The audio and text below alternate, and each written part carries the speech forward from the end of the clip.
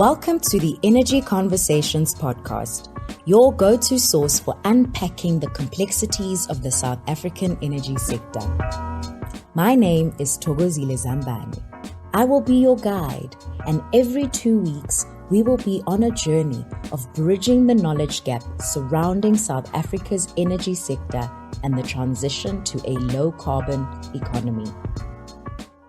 Welcome back to the Energy Conversations podcast, where we break down the complexities of the South African energy sector into digestible insights.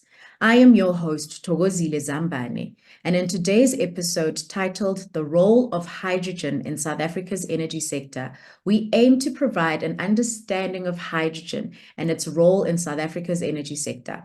I'm excited to have three seasoned energy experts joining us for this conversation. Firstly, we have Mandy Mlilo, who is Director, Hydrogen and Energy at the Department of Science and Innovation, Professor Mkhulu Mathe from the University of South Africa, and Thabo Molekoa, Chairman and MD at Siemens Energy. In this episode, we will be answering your questions around hydrogen and green hydrogen. But before we dig into today's topic, let's begin with some introductions. I'd like our guests to please share briefly about your current roles in the energy sector. Mandy, if I can begin with you. Thank you so much, Thokozile, for this opportunity. And really, it's a wonderful opportunity for us as the department to come and just provide our insights in terms of what role do we play within the hydrogen space or within the hydrogen economy. So my name, as you have rightfully indicated, my name is Mandy Mlilo. I'm from the Department of Science and Innovation. I'm the Director, Hydrogen and Energy under the Hydrogen and Energy Chief Directorate. Basically, what our portfolio covers is the implementation of the 4 energy RDI flagship programs, research, development, innovation flagship programs on behalf of South Africa. And those flagship programs, it talks to the Renewable Energy Hub and Spokes program, the CO2-2X program, the energy storage, as well as the hydrogen fuel cell technology program. And then also we are responsible for the implementation of the Cabinet-approved National Hydrogen Society Roadmap, which was approved by Cabinet in 2021. And we're also responsible for the implementation of the Platinum Valley Initiative. Thank you very much. Thank you very much, Mandy. Prof. Mkhulu, if I could ask you for a brief introduction about what your current role is. Good morning, colleagues, and thanks, Thabo, for the opportunity. Currently at UNISA, I'm part of the College of Science, Engineering and Technology, where I'm the head of the Institute for Catalysis and Energy Solutions. And briefly, the Institute has 2 focus areas, one being catalysis and the other one being energy solutions. And then in addition to that, I am also a distinguished professor for the catalytic niche area of energy. So we work in the areas of development of energy solutions using catalysis, but also different energy materials. Thank you. Thank you very much for that. Thabo, if I could ask you to provide a brief introduction. So it's a pleasure to be here. Today I also amongst an impressive panel. Briefly, at Siemens Energy, it's a German headquartered company. We are an integrated energy technology company with a strong ESG focus. Primarily, we work around the energy value chain, from using our technologies in gas, wind, biomass, small hydro, and obviously green hydrogen. So we have an electrolyzer factory that today can produce a gigawatt of electrolyzers per year. It will ramp up to about 3 gigawatts in the next 2 to 3 years. Also, our technologies, they equally place a focus around transmission and distribution because of the importance, especially in the energy landscape, and also have battery storage solutions as well. And then lastly, I mean, we have expertise also in engineering, automation, and digital solutions. So a lot of control systems relating to energy power generation, including cybersecurity. Just a bit closer to home in South Africa, we based out of Joburg. We're a level 1 triple B company. And we don't only focus on deploying these technologies, but at the same time, we maintain and service them. And therefore, providing technical skills becomes also quite important in a lot of the technologies that we deploy in the country. As a result, we have a service center, and that service center does the servicing, but also the technical educational transfer. And then also have launched about 2 years ago a Power Academy as well, that also is the first in Africa that also helps to consolidate the skills base that we normally would need in the region. Thank you very much for that, Thabo. Thank you for the introductions. Let's kick off the episode. I'd like to start with you, Mandy. South Africans have been hearing a lot about hydrogen recently, but I think very few actually understand what it is. What is hydrogen and why is it considered a significant component of the future of South Africa's energy landscape? Thank you so much for that question. In brief, hydrogen is just a chemical element as part of the elements that are featured in the periodic table. It has a symbol of H and an atomic number of 1. It is the lightest element out of all the elements that are featured in the periodic table. In terms of its physical attributes, it is a colorless, odorless, tasteless, and a flammable gaseous substance. So why is it considered a component of the energy landscape? Well, it's because of its versatility. Hydrogen is a very versatile energy carrier, which can help tackle various critical challenges. So clean hydrogen produced with renewable or clean or nuclear energy or fossil fuels using carbon capture can help to decarbonize a range of sectors, including long-haul transport, chemicals, and iron and steel industries, where it has been proven to be difficult to reduce their greenhouse gas emissions. Also, hydrogen can also play a critical role in the facilitation of hydrogen-powered vehicles that have a great potential to improve air quality as well as promote energy security. So hydrogen can also support the integration of variable renewables in the electricity system, being one of the few options that can store energy for over a period of days, a period of weeks, or even months on end. That's the basic benefit of hydrogen, its versatility. Thank you. Thank you very much for that, Mandy. Prof. Mkhulu, can you explain then the current state of hydrogen production and usage in South Africa? Thanks, Thokozile, for the question. And again, thanks to the panelists. I think Mr. Molekoa had indicated that they do have electrolyzers that are also producing hydrogen. But at a high level, I'm going to say the key players in the hydrogen production in South Africa, you have Sasol and Petro SA.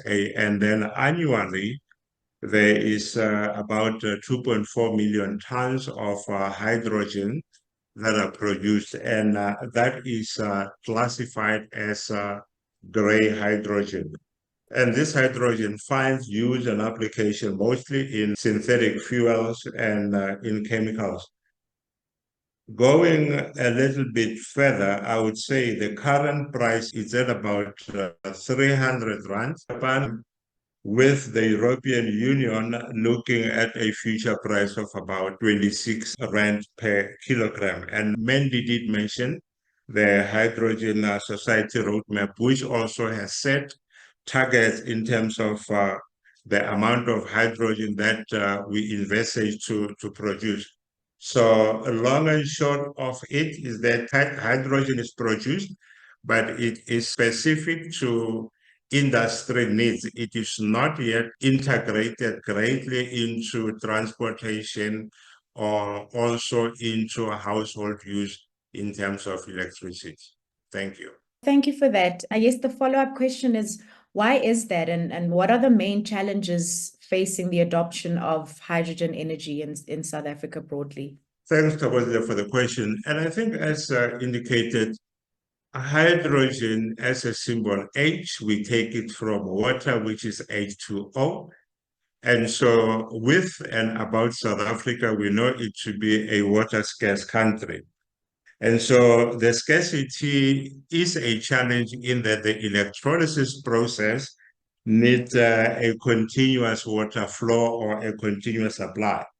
So, but there is now research which is indicating that we could use desalination to supplement the water scarcity. And in the process, there is a worrying concern about when we are making hydrogen, how is that going to impact water availability or water security, as it were? But studies from the World Economic Forum indicate that that should not be a problem. The second problem is a problem of logistical infrastructure. The logistical infrastructure, we know that as a country, we don't have a good network of moving hydrogen around in the country. So when we are looking at the hydrogen economy, we'll have to look at that. We know that the renewable costs were expensive to produce hydrogen, because when you are using renewable energy to separate water to get your hydrogen, you have to consider the cost. And Mandy indicated the question of demand. I would say the last challenge becomes the fact that currently the demand is low in South Africa and globally, because you would note that in the past, hydrogen activities were to demonstrate mostly. So the demand remains in the chemical sector, but in the area of hydrogen energy or hydrogen economy, the demand remains low. No, thank you. Thank you very much. Thabo, just to bring you into the conversation, Mandy has noted that versatility or the versatile nature of hydrogen as a benefit. Please, could you unpack the key benefits then of integrating hydrogen into South Africa's energy mix? I think I've been following our comment on the Prof's comment on demand. I think it's also, while it's true, I think then if you project and you say, look at the 2040 and the 2050, and the number of sectors that must decarbonize, then I think you also start to see greater usage, I suppose, or need of green hydrogen. But from a benefit perspective, if you look at the energy mix of South Africa, I'm often a bit cautious when it comes to comparing technologies or talking about how does one compare to the one. But I think the clear challenge that we have in South Africa is definitely around how do we decarbonize. And I think our view is that we see green hydrogen as being extremely important in the sense that it will play a role around decarbonizing energy systems. And these energy systems for us are the ones that are quite carbon intensive. So we're talking large industrial applications such as refining or ammonia and methanol production. And I think that's where we think it could be of greater benefit when you want to integrate it in the energy mix. So its role will centrally be around, firstly, decarbonizing these industries. And then you could then get into the other roles that are expected to be played. So things around transport that was already spoken about, where we think electrification is most difficult. So in other words, shipping, for argument's sake, that's where you could use it to ensure that you have a low carbon kind of a fuel. Aviation also is there, and that's where the basket of synthetic fuels comes in. So from an energy mix, we don't see hydrogen playing a role, for instance, in electrification, because that process in itself becomes inefficient. But I think, and then that's why I say I'm cautious around comparing, because if we understand exactly what it needs to be, then you don't ask green hydrogen to go and electrify. The worst case could be a village, right? So because that becomes hugely inefficient. Thank you very much for that, Thabo. Mandy, we've heard about different colors when it comes to hydrogen. What are these colors and what do they mean? No, thanks a lot, Thokozile. This question it's a very interesting one. I mean, we've got different colors and you think, why colors? But yeah, there are many colors when it comes to hydrogen. You've got green hydrogen, blue hydrogen, brown hydrogen, even yellow hydrogen, turquoise hydrogen, and even pink hydrogen. So they're essentially color codes or nicknames, if we can mention that. used within the energy industry to just differentiate between the types of hydrogen. So depending on the type of production used, different color names are assigned to that hydrogen. So however, I want to mention and highlight that, however, there is no universal naming convention. And these color definitions may change over time, even between countries. So green hydrogen, which is very well known, is made using clean electricity from surplus renewable energy sources such as solar or wind power to electrolyze water. So electrolyzers are used as an electrochemical reaction to split water into its components of hydrogen and oxygen. In this instance, emitting zero carbon dioxide in the process. So it's very clean, the green hydrogen. Then you have what we call the blue hydrogen, which is produced mainly from natural gas using a process called steam reforming, which brings together natural gas and heated water in the form of steam. So the output is hydrogen, but carbon dioxide is also produced as a byproduct. So in this instance, the definition of blue hydrogen, it includes the component of the use of carbon and capture storage to trap and store this carbon.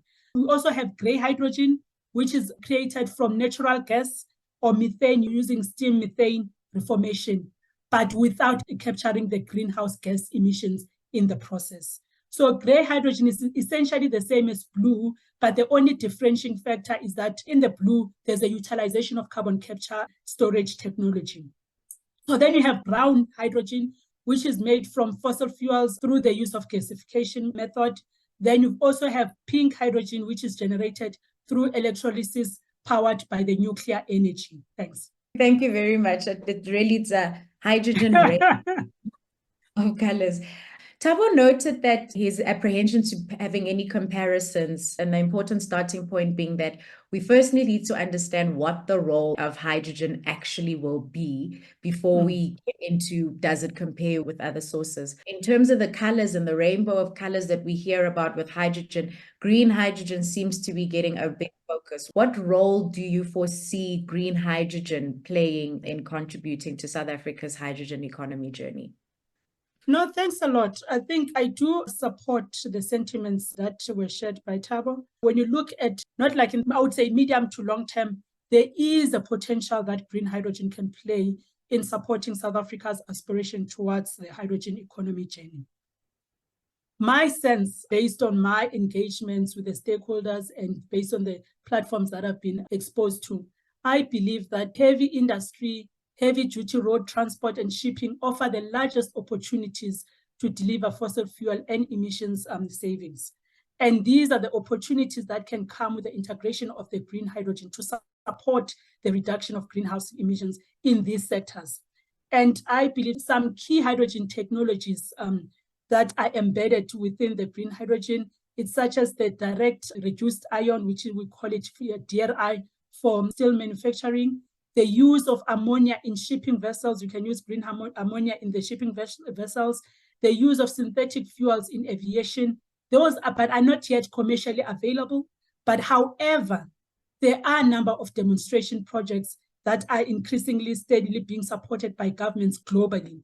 And some are expected to become commercially available within the near future, with the commercialization likely to take place within the period of 2030. So I believe that that is where the opportunity for green hydrogen lies. And obviously it requires commitment from government in partnership with private and public sector stakeholders to make those commitments to become a reality. Thank you. Thank you. Thank you very much for that. And staying with green hydrogen, it seems to be a new phenomenon. We're only hearing more about it more recently, but how long has green hydrogen actually been under development? Thanks, Thabo, for the question.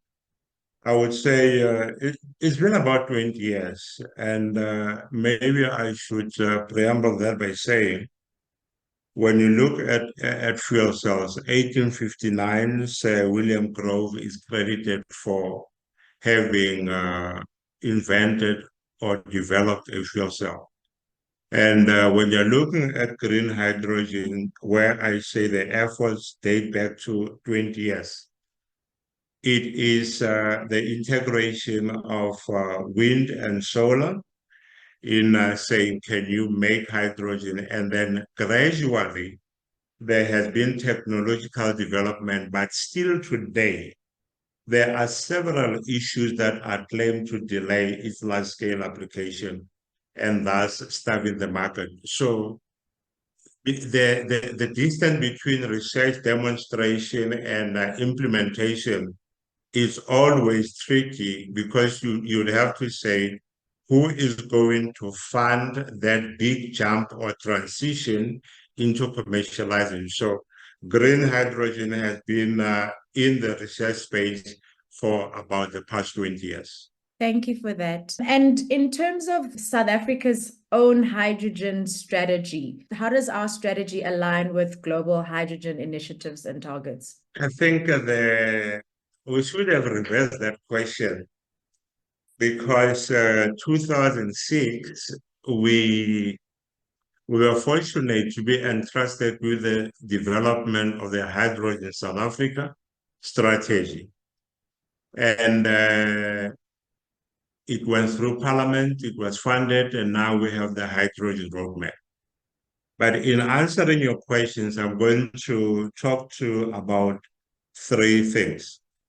The first one would be in 2022, we witnessed the Africa Green Hydrogen Alliance, which is made up of 6 countries, being Egypt, Kenya, Mauritania, Morocco, Namibia, and us, South Africa. And these are the countries that are seen as spearheading and leading green hydrogen activities in the continent. And later on, this program got to be coupled with the European Union, there's a Repower EU plan.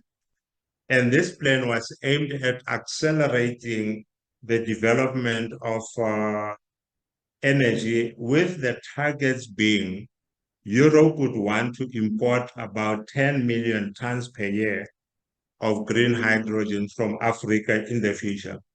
Recently, there has been this, what is called the ambitious SAH2 venture that was launched and promoted by President and also the Northern Cape.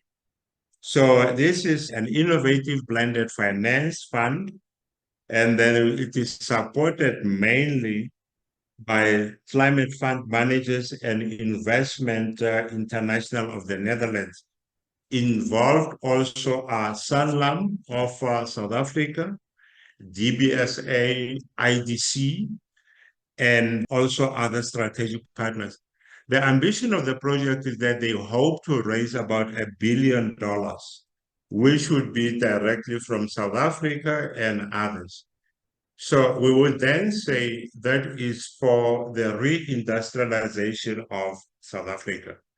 So the global narrative and alignment then says that Africa is well positioned as a potential global exporter for the green hydrogen. Lastly, there's this, what is called the Dutch proposition. We know that the Netherlands has lots of ports, and they would want to become a key trade partner where we would develop jointly with them what are called green hydrogen corridors between our ports. And then this would facilitate the large scale of export to Europe and then contribute to energy security. And subsequently, you will create revenues that hopefully would be reinvested in local communities and then improve infrastructure, education, and healthcare. So in terms of alignment, we partner with countries in Africa, but also globally, we are having a strategic partner in the Netherlands who would be our gateway into the bigger European market. Thank you for the question. Thank you for that, Prof. From what you've shared, it seems like collective effort will actually be required in developing the hydrogen industry and hydrogen economy from a South African perspective and also from a global perspective. And you've also noted some government partnerships that are on board in this. But what I'd want to understand, and Thabo, maybe you can assist on this, is what role should the private sector or can the private sector play in supporting the development of green hydrogen in South Africa? Yeah, I think partnership certainly is one of those ingredients. So I think I like the context that Prof gave, but also maybe if I can add something a little bit closer to home, right? So what we are dealing with and talking about is not new. So as Mandy also has alluded, I know for a fact probably about 2 years ago, I met a gentleman out of Egypt, and he actually reminded us that in 1960, they were already using green hydrogen for ammonia and nitrate, mainly in the fertilizer space. And this was produced from hydro, right? So it was about 200 megawatt electrolysis plant and producing something like over 400, I think somewhere 450 or so tons of green hydrogen per day. And I think then closer in, I think around about the 70s in Zimbabwe itself, actually. So they had about 165 megawatt of electrolyzers. Sable chemicals, also similar type of application. So when you talk about the private sector, I think it's important to understand that this has always been there, and perhaps there's some lessons to be learned. And the reason I like the partnership word, because I think when we talk to private sector, I think the first point of departure has to be, how do we create local demand for green hydrogen? Because that local demand and helps us to build actually local economies. And those local economies can then create a space where we can have local knowledge base of green hydrogen, right? Then you could have a separate leg. Maybe it's not one before the other, but you can then have a leg for international programs of exporting and so on. But I think the role of private sector must be, let's get so engulfed in how do we end up creating this local demand, because it has a multiplier effect. And I think once you've done that, then we can get into a space around how then do we build local industries that are important. And those local industries, for me, there's always a view in the back of my head that it helps to then have an opportunity for the green skill sets that we might want and the technologies that we might want to also then have a space to participate in. So that's the first part that I think if we work on that, using the partnership model, that could help. Then the second aspect then is to find out, okay, so what are those industries that we're talking about? So localized transport, Elia talked about, so buses, green hydrogen as synthetic fuels. And I think that will help us around, especially on easy refueling or zero emissions. I know some of the miners are considering, how do we use these big trucks, right, to either then switch to a green hydrogen as a fuel source and so on. And that also then feeds into the long range transport, the various corridors that are announced and so on. And I think those are the spaces that we need to be gravitating towards. And that's where private sector needs to be looking for those opportunities and aligning those opportunities. I spoke about the airline industry, but something lesser spoken about is also energy storage. So the ability to store, transport, or even convert energy from renewable sources, the wind and solar, which we aggressively growing in the country. That also is another avenue that we could look at. And then, of course, we cannot ignore our export potential. I think our region is strategically placed to really play a leading role around exporting of green hydrogen, be it in ammonia form and so on. Those are, for me, if I look at it broadly, this is the space that we need to be focusing on, and the role that the private sector can play is centrally around that. Thank you very much for that, Thabo. It sounds like we have a long and exciting journey ahead in commercializing hydrogen and incorporating it in South Africa's energy sector. But what becomes clear is that a clear roadmap will be key for us to be able to get there. And Mandy, you had mentioned or touched on the need for a framework to actually support the development of hydrogen. What policies does South Africa have in place to support the advancement of the hydrogen economy? Thanks a lot for that question. And I do again support my panelist sentiments, and really creation of local demand is quite critical in making sure that we advance our aspirations when it comes to the hydrogen economy. And government exactly has been putting policies that can support that. And I want to mention a few policies that support the hydrogen economy that government has really facilitated and made sure that those policies are being supported. And yes, I mean, limited resources, they play a very challenging part, but as government, there is a commitment to make sure to mobilize more resources to support the full implementation of those policies. I'm talking about the green transport strategy. There's a green hydrogen commercialization strategy by DTIC that was recently approved by Cabinet. We've got the Hydrogen Society Roadmap. I'm going to unpack it a bit further in this question because that's the Hydrogen Society Roadmap that we've driven from the Department of Science and Innovation. We've got a Just Energy Transition Framework, the South African Renewable Energy Master Plan. We've got the Hydrogen Research, Development and Innovation Strategy. And I must mention, this was also driven by the government under the Department of Science and Innovation. It was approved by Cabinet way back in 2007 when it was not fashionable, when green hydrogen was not the buzzword. And this strategy is the one that gave birth to the Hydrogen Society Roadmap, because through this strategy, the government has been supporting the Hydrogen South Africa program, which Prof. Mathe has spoken to to a certain degree. And that Hydrogen South Africa program is basically about promoting the development of hydrogen fuel cell technologies that can be commercialized in certain sectors. And based on that investment from government, we then took it further because we said we need to have a coordinated way, a coordinated structure to really support the advancement of the green hydrogen economy aspirations. And through that, we facilitated the implementation of the National Hydrogen Society Roadmap, which was approved by Cabinet in 2021. So this is South Africa's, I would say, overarching blueprint document.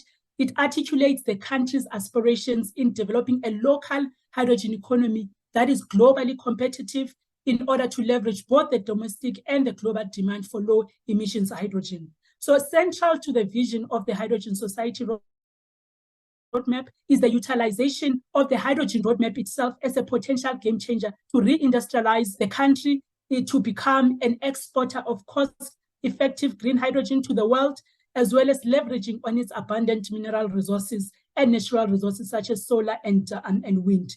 And so this roadmap, it has identified various sectors, including the primary industrial sectors in South Africa that can benefit from the uptake of hydrogen-related technologies. And it also has identified the levers that will enable competitive hydrogen production in the country to address both the domestic and the projected global demand. And the roadmap, in its essence, it maps out the potential economic benefits in relation to the export revenue, the import replacement, the local manufacturing, the job creation, new industry, energy security, emissions reduction, etc. That could accrue from the successful implementation of this Hydrogen Society Roadmap. So we are on the right track in South Africa. I believe government is really in support, and you would see that. I mean, if you had taken note on some of the State of the Nation address by our president, he has mentioned to a great degree the support that government is willing to inject in facilitating the journey towards the hydrogen economy. He has also mentioned catalytic projects that are supposed to support the implementation of the Hydrogen Society Roadmap.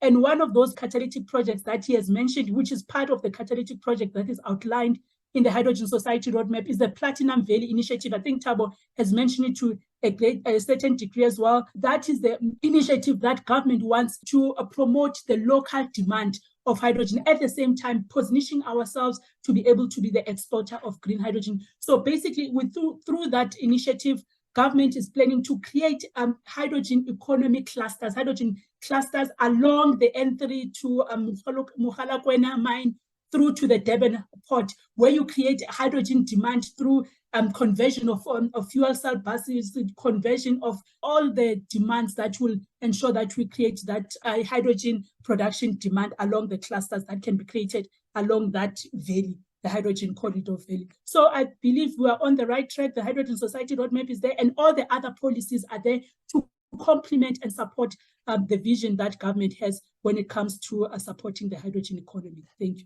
Thank you very much for that, Mandy. It's evident that a lot of work has gone into developing a roadmap for the adoption of hydrogen. But unfortunately, many South Africans are not aware, or they just simply don't understand hydrogen's proposed role.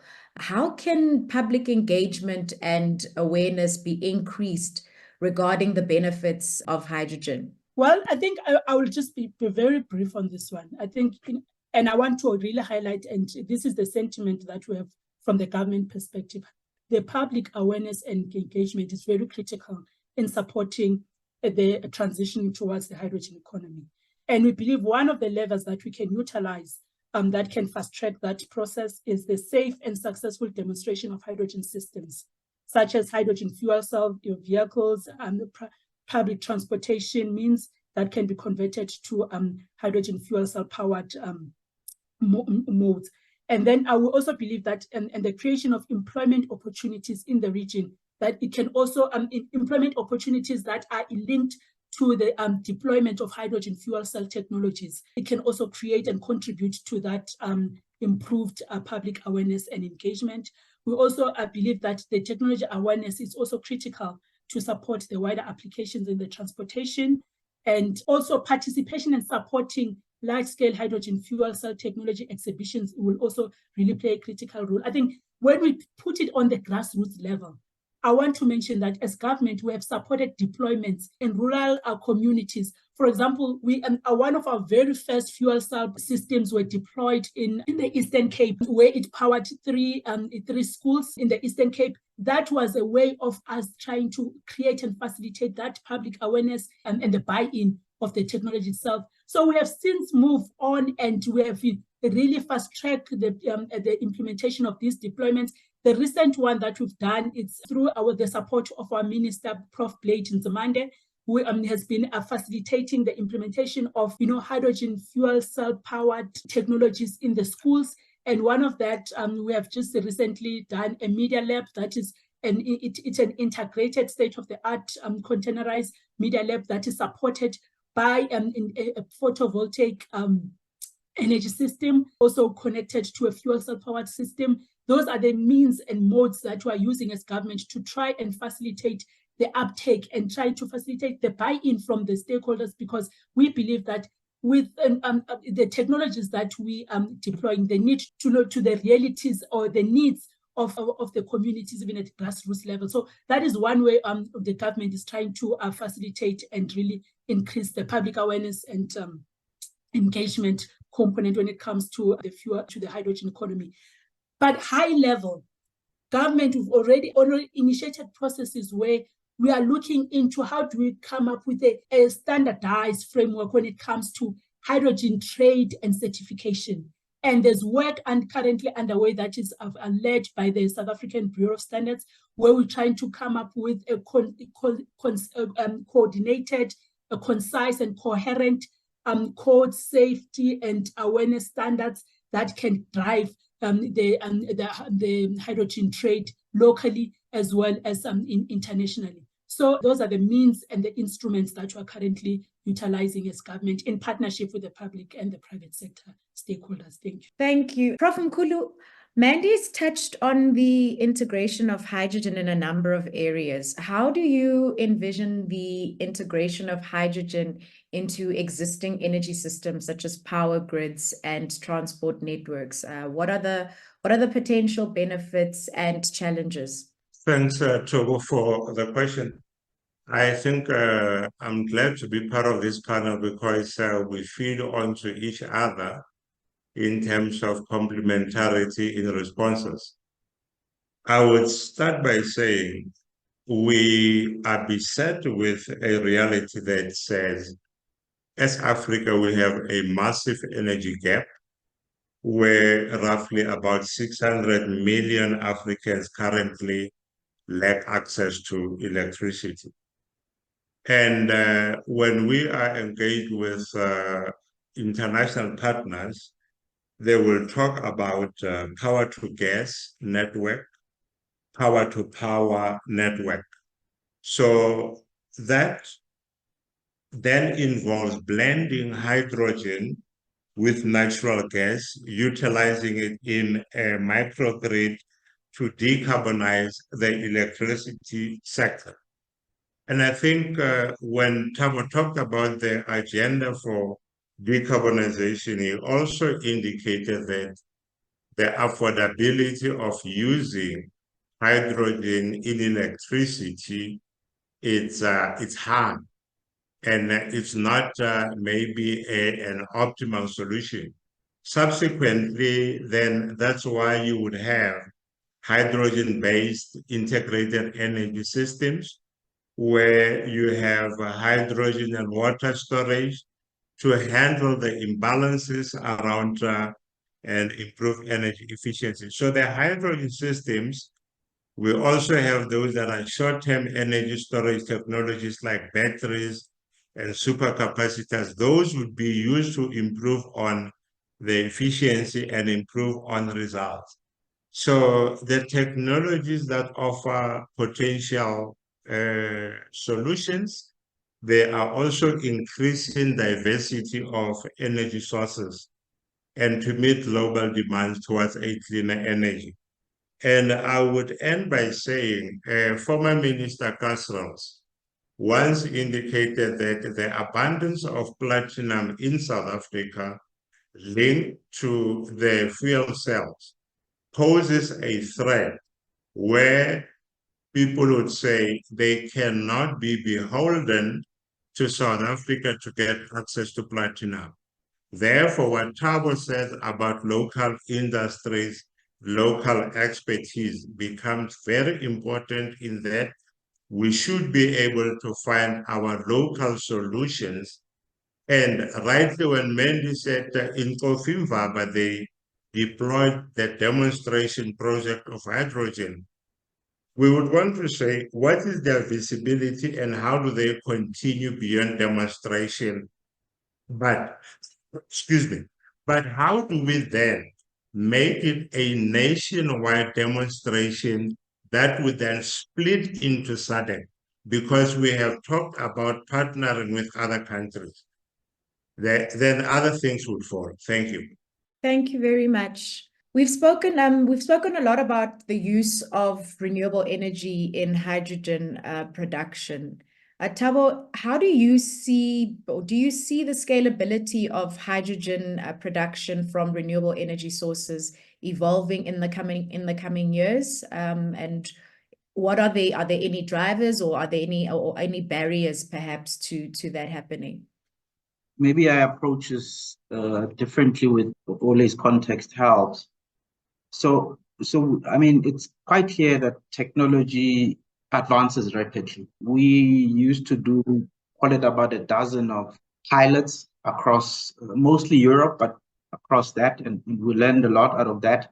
And hence we took the view that no, we want to now move it into industrial scale kind of production of electrolyzer units. But also we realized out of that was if you move into that scale of industrial size, the cost of materials starts to come down, and there's a lot of improvements that you could go. But I think what's also important is that several years ago, we were talking about integration of solar and wind into an energy mix, and it felt like a dream at the time.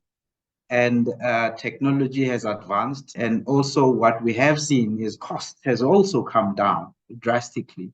If you had to look at even just at home, bid window 1 versus to the current bid window for renewable energy, it's quite a vast evolution that we've seen. So I think the technology advances, and yes, similar trajectory or perhaps similar approach is what we see with green hydrogen, and that should help to drive scalability. So ourselves, maybe a little bit is that's the view that we took. I mean, we used to also produce hundreds of megawatts, not so big. It was a bit more manual intensive process that to produce the electrolyzers. Late last year, we inaugurated a 1 gigawatt factory. And while we were busy with the 1 gigawatt, we recognized that in 2026, 2027, we have to get it to 3 gigawatts, right? And it largely speaks to the forecast that we see, the inquiries and the conversations. If you look at the gazetted projects that we had on green hydrogen in South Africa, if you tally up all those numbers, we ourselves as Siemens Energy will not be able to supply all of them. So more players must come in, more technologies must come in. And I think it also space another conversation for scalability. The last one that is quite important is we have gas to power, and a lot of countries are talking about usage of gas and so on. we already have gas turbines and we supply a lot of gas turbines. And what we have started to do now is to make sure that we can operate these gas turbines and blend them with hydrogen. At the moment, a majority of our fleet, we do find they can take a certain portion of green hydrogen. The highest that we have, it's about 60% is the average, but our target is to get to 100%. So 100%, we think by 2030, we should be able to sell a gas turbine that can run fuel and gas. And if you switch and you want to run green hydrogen, it should be able to do that. And we already started on piloting and so on. Those kind of use cases are the ones that will also drive scalability and greater adoption of green hydrogen, right? And I think the trajectory and the path is clear. However, I think from a barrier perspective, there's this element that keeps coming up every corner you go to, which is cost. And maybe I share a little bit because we've done some sensitivity analysis and looking at the hydrogen cost breakdown and how we look at it. So I think most people think the biggest cost is the electrolyzer capital cost, but actually electricity cost is the one that is a big influencing factor in the cost of hydrogen. So that has to come down. Renewable energy costs, we could see it's coming down. So that trajectory needs to carry on. And then in addition to that, the second factor that comes across is the cost of EPC, so engineering, procurement, and construction costs. They come out second, but they are more or less closer to the cost of the electrolyzer somewhat. But the one that was a bit surprising was the cost of capital.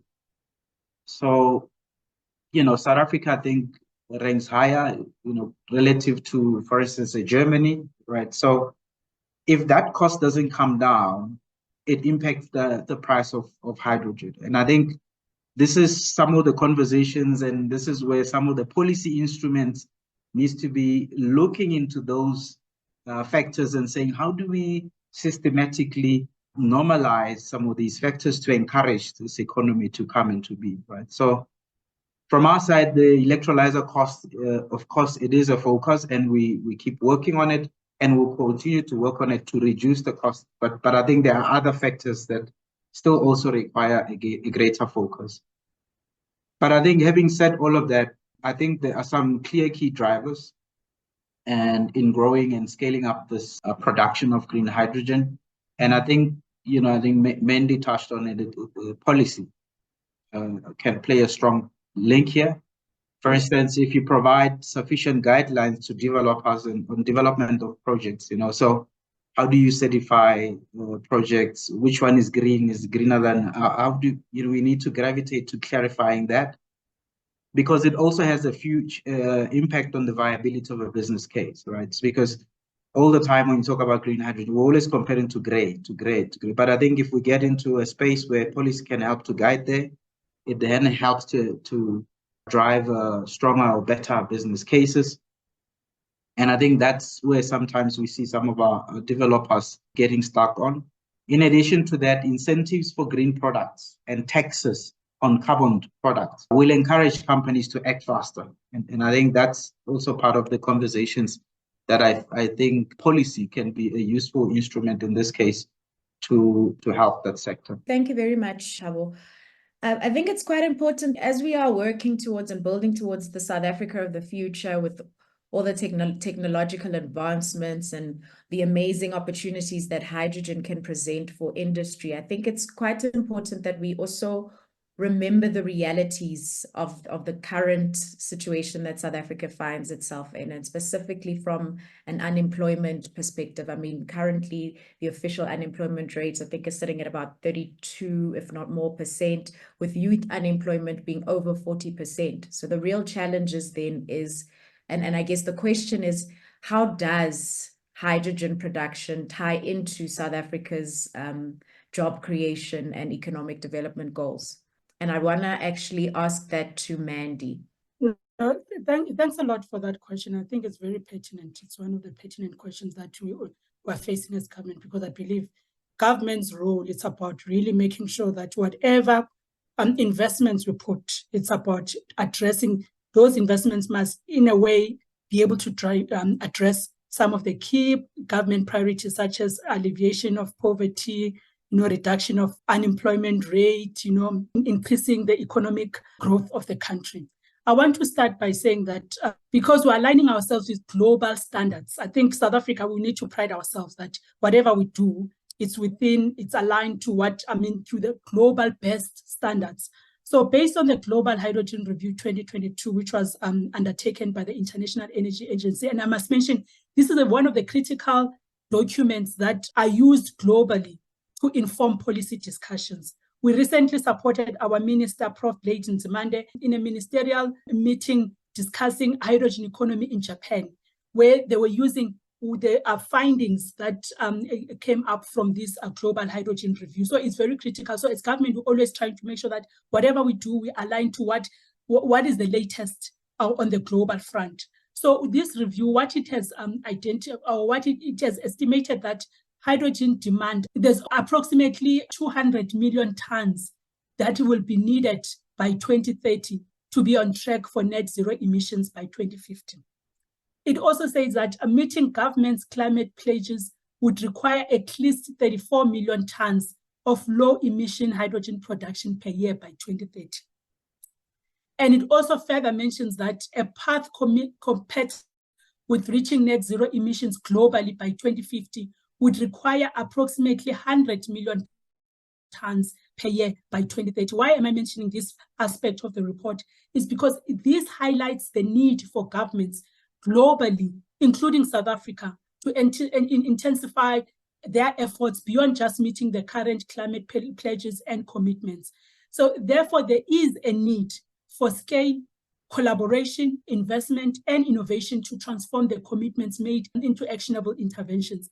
And this need is the one that will facilitate and really contribute to job creation and contribute to attaining or achievement of the economic development and developmental goals. So what we need then, I think, for us as government is really to support all these, as Thabo rightfully mentioned, that through our policies that we're driving as government, how do we create a conducive environment that will then enable the participants, especially the private sector, the entrepreneurs, to come and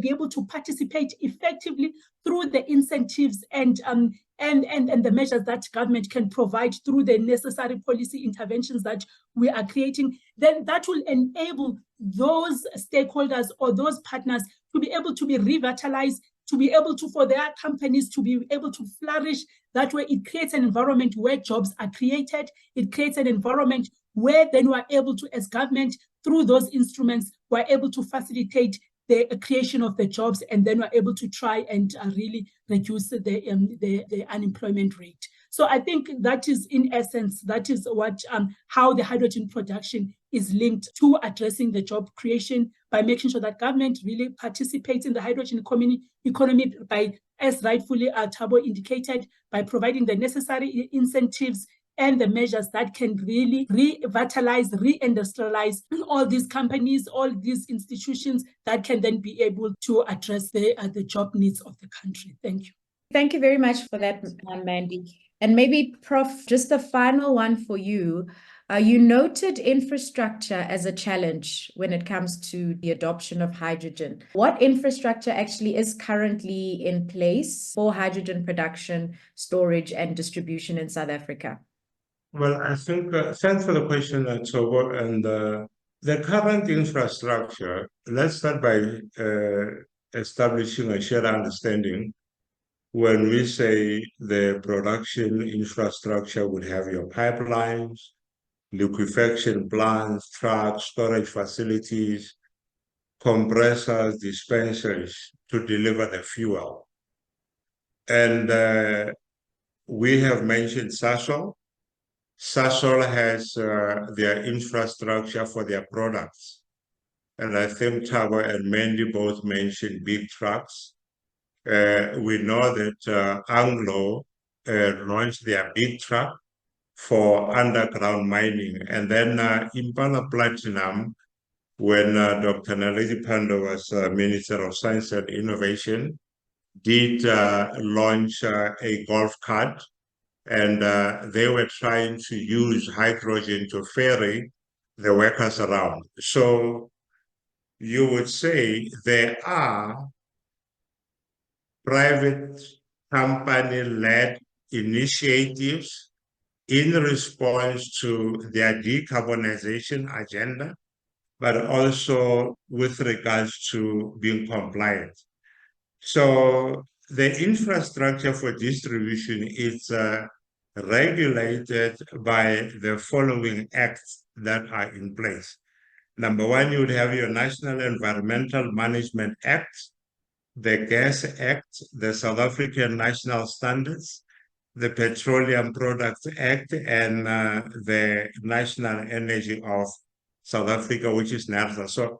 So we do have from a governance, the existing framework that will govern that, but in terms of the real infrastructure end to end, we are still lacking. And I think in the hydrogen roadmap, those are things that have to be pronounced.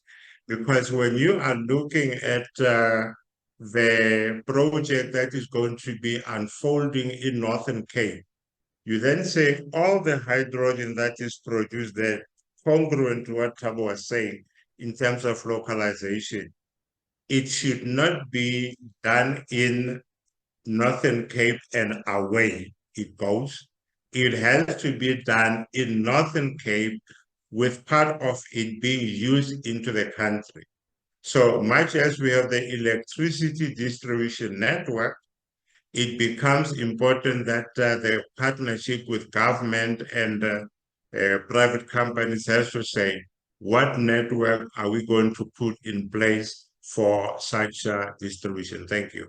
Thank you very much. And maybe a last question to Thabo to close off today's episode. We've heard a lot around the opportunities that hydrogen can actually present for the South African economy, and the collaboration and the work that would be needed with government and the private sector.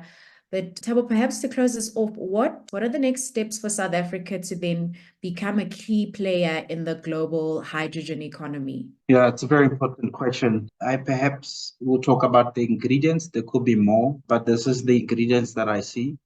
So I think for me, the point of departure is it's a wider acknowledgement that, you know, as a technology player, we often see that when you have technology, you pair it with talent, there's a strong association with economic growth and development. I make the statement because if I look at green hydrogen, I mean, for me, it's, you know, we're going to go through one of the biggest technological acquisitions as a country, because it draws the renewable energy side, and even wider, you know, you could even include in the mining process. So if you had to look at PGMs, like the platinum group metals being used in a PEM electrolyzer, and then pulling that across into manufacturing this locally and assembling and so on, into constructing the plants and so on. And then you get into the end use cases that we spoke about and so on. And then also there's a recyclability of some of these electrolyzers, that it can come back into the system and so on. So for me, technologically, it's one of those that's an unparalleled opportunity for South Africa. And if you look at the value chain that I've spoken about, there, of course, you could see various opportunities around localization or even partnering with others. But certainly there's a lot of space and a lot of room for South Africa to involve a lot of players. So from a technology perspective, quite convinced that this is a necessary ingredient that we foresee. Let's take advantage of it. And I think it leads me to the second point around capacity development. The reason I was pushing for local demand is also because it offers us an opportunity on, you know, do we have the next hydrogen academy? Huh? Where is it? Do we need one? Do we need more? I think that could be the secondary question, but I think capacity development is the one that will help in making sure that we can assemble these technologies, we can do R&D on these technologies, but at the same time, perhaps there's new IP that comes out of these technologies. Can we maintain, can we service them? Can we have a larger SME infrastructure and network or ecosystem that supplies into a lot of these, right? So, I mean, we've modeled and played around a concept where certain equipment, in fact, our core modules gets done in Germany, and we've asked ourselves, why can't we have it assembled and packaged in different countries? Because we're in those countries, then whoever supplies valves can bring the valves, can bring the piping, can bring all the other necessary components, steel and so on, and package it together and so on. So those are the things that I think as a country we could put on the table for conversation about, what else can we do? But I think larger than that, I think I always sit with the question of, are we doing enough? I think because there's strategies that have gone out. There's a history of South Africa in green hydrogen. There's technology players ourselves on the ground. There's the gazetted projects. And so are we doing enough? And I think this is where we really need to push quite hard and keep asking ourselves as private sector, but also on a public sector perspective, are we doing enough? We need to understand we're talking about playing on a global market, and therefore we can't afford to take time to ponder and so on. We have to act, and some of those acts for me are no regret cases. There are some clear no regret cases that we could do. And what are those? And let's then bring the focus onto those, because we could see that they have great advantage. And we spoke about some of the opportunities, the hydrogen valleys, and some of the elements that relate to transportation and so on. So I think there are certain cases that are no regret. And I think for me, that's the next steps that South Africa needs to be focused on. Thank you very much for that, Thabo. Certainly, it's time for more action to be taken, moving the conversations from policy, but actually into implementation, so that we can actually unlock all of the opportunities that can be presented. And that brings us to the end of this episode of the Energy Conversations podcast. I want to extend my sincere gratitude to our guests for sharing their invaluable insights and expertise. Today, we continued the journey to demystify South Africa's energy landscape and empower ordinary South Africans. Join us next time as we continue our exploration. Until then, remember that the power to change our energy future lies within each of us. Thank you for tuning in, and let's keep the conversation going. Thank you for joining us on the Energy Conversations podcast, powered by Bayaka Infrastructure Partners, an authorized financial services provider, and the African Energy Leadership Center at the Wits Business School. Together, we are committed to empowering communities and fostering meaningful dialogue around the South African energy sector. Remember to subscribe, and let's shape South Africa's energy future together.